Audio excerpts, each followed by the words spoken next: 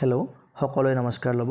ভাৰত চৰকাৰৰ ministry of labour and employment মানে চমুকৈ লেবাৰ ব্যুৰোৱে সময়মতে প্ৰকাশ কৰিলে আমাৰ যিটো কনজিউমাৰ প্ৰাইচ ইণ্ডেক্স জানুৱাৰী মাহৰ কাৰণে মানে জানুৱাৰী 2026 কাৰণে কনজিউমাৰ প্ৰাইচ ইণ্ডেক্সটো প্ৰকাশ কৰিলে আৰু জানুৱাৰী 2026 কাৰণে যিটো আমাৰ প্ৰাইচ ইণ্ডেক্সত সূচকাংক আহিছে সেইটো হৈছে 148.6 যিটো সূচকাংক আমাৰ আগতে অৰ্থাৎ ডিসেম্বৰ 2025 কাৰণে আছিল 148.2 মানে এইবাৰ 0.4 বৃদ্ধি হৈছে।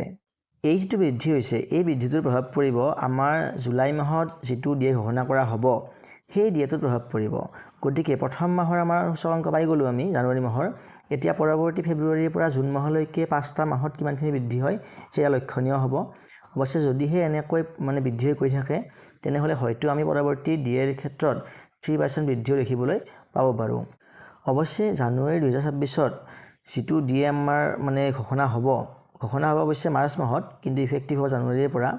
সেইটো ডিএ ইতিমধ্যে ফাইনেলাইজ হৈ গৈছে, সেইটো হ'ব 2%। ইতিমধ্যে আমি ভিডিঅ' বনাইছোঁ, আপোনালোকে চেনেলত গৈ চাব পাৰিব।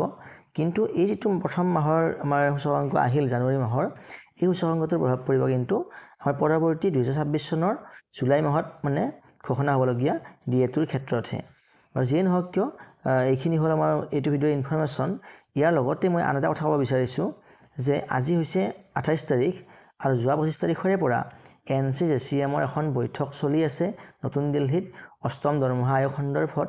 আৰু 8ম দৰমহা আয়োগ সন্দৰ্ভত চলি থকা এইখন মিটিঙত NCJCMৰ যিখিনি মুখ্য এজেণ্ডা হ'ব সেইখিনি হ'ব ফেমিলি ফেক্টৰটো বৃদ্ধি কৰা, লগতে আমাৰ যিটো বাৰ্ষিক বৃদ্ধি আছে ইনক্ৰিমেণ্ট আছে সেই ইনক্ৰিমেণ্টটো 3ৰ পৰা 7% পৰ্যন্ত বৃদ্ধি কৰা আৰু লগতে আমাৰ যিটো ফিটমেণ্ট ফেক্টৰটো কমেও 3ৰ পৰা 3.25 পৰ্যন্ত বৃদ্ধি কৰা।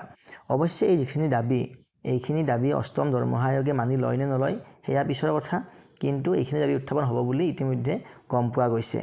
এতিয়া কথা হ'ল আমাৰ যিটো ইয়াৰলি ইনক্ৰিমেণ্ট সেই ইয়াৰলি ইনক্ৰিমেণ্ট 3%টো আমাৰ পূৰ্বৰে পৰা চলি আহিছে, কিন্তু এইবাৰ সেইটো বৃদ্ধি কৰাৰ কাৰণে এটা মানে দাবী জনোৱা হ'ব। এইখিনিতে আমি ক'ব বিচাৰিছোঁ যে যিটো আমাৰ ইয়াৰলি ইনক্ৰিমেণ্ট সেই ইয়াৰলি ইনক্ৰিমেণ্টটো 3% আগতে নাছিল। যদিও ইতিপূৰ্বৰ পৰা মই কৈছোঁ ইতিপূৰ্বৰ মানে প্ৰায় 2টা দশক ধৰি চলি আহিছে, মানে 6 পে কমিশ্যন আৰু 7 পে কমিশ্যনতহে কিন্তু ইয়াৰলি ইনক্ৰিমেণ্টটো 3% কনষ্টেণ্টলি চলি আহিছে। কিন্তু তাৰ আগতে মানে প্ৰথম পে কমিশ্যনৰ পৰা তৃতীয় পে কমিশ্যনলৈকে যিটো ইয়াৰলি ইনক্ৰিমেণ্ট আছিল সেইটো কিন্তু কনষ্টেণ্ট নাছিল, কোনো ধৰণৰ পাৰ্চেণ্টেজৰ ব্যৱস্থা নাছিল। এটা ফিক্স এমাউণ্ট ধৰি দিয়া হৈছিল বাৰ্ষিক বৃদ্ধি হিচাপত আৰু সেইটোও মানে পোষ্ট অনুসৰি বেলেগ বেলেগ আছিল। ইয়াৰ পিছত পে কমিশ্যন 4 আৰু 5ত প্ৰায় 3%ৰ আশে-পাশে এটা বৃদ্ধি হৈছিল, পোষ্ট অনুসৰি অলপমান সলনি হৈছিল, কিন্তু কনষ্টেণ্ট 3%ত ফিক্স কৰা হোৱা নাছিল। মাত্ৰ 6 পে কমিশ্যনতহে এইটো ফিক্স কৰা হয় যে ইয়াৰলি ইনক্ৰিমেণ্টটো 3% কৰা হ'ব আৰু 7 পে কমিশ্যনত সেইটোৱে অব্যাহত থাকে। কিন্তু চেণ্ট্ৰেল যিখিনি কৰ্মচাৰী আছে তেওঁলোকৰ ক্ষেত্ৰত যিটো দৰমহা গাঁথনি সেইটো সলনি কৰি পে মেট্ৰিক্স ছিষ্টেম কৰা হয়, য'ত গ্ৰেড পে ব্যৱস্থাটো বিলুপ্তি কৰি দিয়া হৈছিল আৰু মানে দুয়োটা লগ কৰি এটাই মানে পে বেন কৰা হৈছিল, যাৰ ওপৰত 3% বৃদ্ধি কৰা হৈছিল। অৱশ্যে অসম চৰকাৰে এতিয়াও আমাৰ যিটো গ্ৰেড পে ছিষ্টেম সেইটো বাহাল ৰাখিছে।